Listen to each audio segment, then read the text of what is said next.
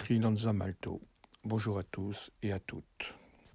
Nous allons poursuivre aujourd'hui notre discussion sur les 5 sens. Lorsque l'âme a été brutalement coupée de la puissance d'éternité de la source, il s'est produit un effondrement des sens de l'âme. Elle a perdu ainsi l'essentiel de ses capacités de perception. Son ubiquité naturelle a disparu. Sa capacité de voyager au sein de l'âme du monde est devenue éphémère et incontrôlable. Et donc sa capacité d'être le relais de la lumière éternelle a pris fin. Il n'est resté au niveau de la personnalité que la présence des 5 sens. Ces 5 sens ont eux-mêmes, nous l'avons dit, été inversés et retournés. Leur capacité à émettre de la lumière a été de fait supprimée et le vide qui les a animés est devenu un gouffre aspirant le monde vers eux. Ainsi, le prendre s'est substitué à l'offrir. Il s'est agi alors d'avaler tous les éléments du monde afin de les digérer pour les transformer en une autre nature, un autre réel, un autre cosmos. Tant que les 5 sens prennent, ils ne peuvent espérer illuminer le monde, mais seulement créer un monde de fausse lumière. La reconnexion à la source d'éternité à l'intérieur de nous, afin que cette source puisse de nouveau éveiller l'activité émettrice des 5 sens, est donc absolument nécessaire pour permettre au monde restauré de ressurgir. Dans le monde inversé et retourné, des leurres de fausse lumière ont été proposées aux 5 sens afin de répondre à la nostalgie de retour. La pleine conscience et la vie dans l'instant présent sont 2 de ces leurres, offrant des images embrumées à la conscience. Lorsque la conscience porte son attention sur les sens pour tenter de rencontrer le présent comme reflet de la présence, elle est prise dans un labyrinthe d'impuissance, et ceci pour une raison physique extrêmement simple. La lumière du soleil met environ 8 minutes pour nous parvenir. Donc en réalité, nous voyons jamais le soleil présent tel qu'il est, nous voyons toujours un soleil ancien de 8 minutes. Il en est évidemment de même à chaque fois que nous regardons quelque chose. La lumière de cet objet met toujours un certain temps, parfois très court, pour parvenir à notre cerveau. Nous sommes donc toujours condamnés à voir le passé.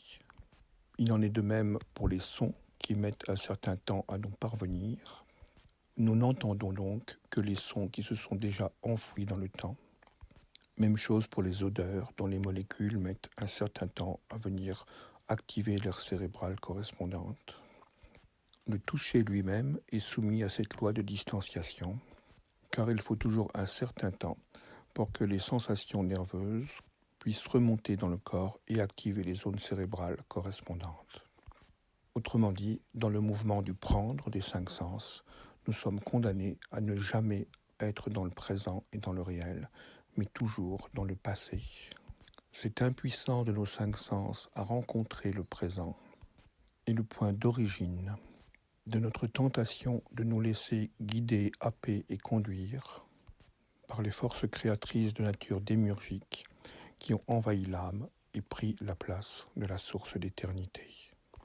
Ces forces ont acquis la maîtrise du monde de la dualité et sont très habiles à générer des combats, des luttes, des conflits, des violences, des pandémies, afin de générer leur propre schéma de réalité.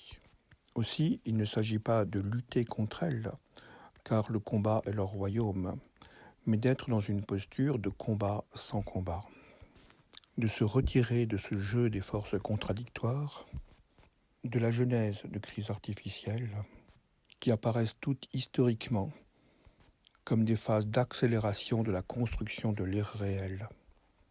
Nous sommes actuellement dans une de ces périodes de crise où l'instrumentalisation de la peur, qui a remplacé la confiance dans l'être, sert de prétexte pour imposer encore une fois à l'âme chère un nouveau voile de solitude, afin de justifier ultérieurement l'imposition de nouveaux modes de socialisation totalement contrôlés.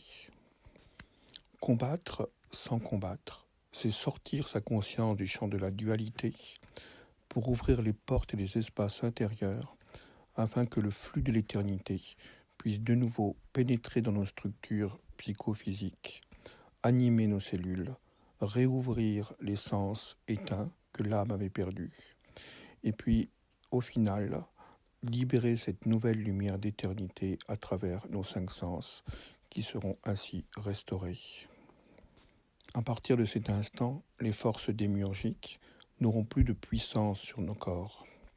Les modes de fascination et d'hypnose disparaîtront, et nos sens, redevenus émetteurs de lumière et de présence, pourront enfin être en présence avec le réel. Les 5 sens et les autres qui vont s'éveiller progressivement retrouvent alors leur rôle fondamental, être des émetteurs de la lumière, présence, amour de l'être.